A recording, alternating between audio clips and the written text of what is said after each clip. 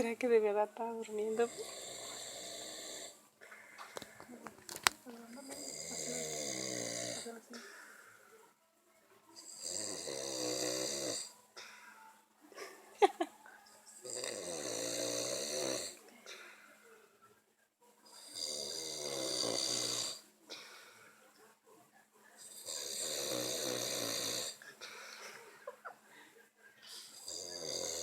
¿Qué tan rápido van Express?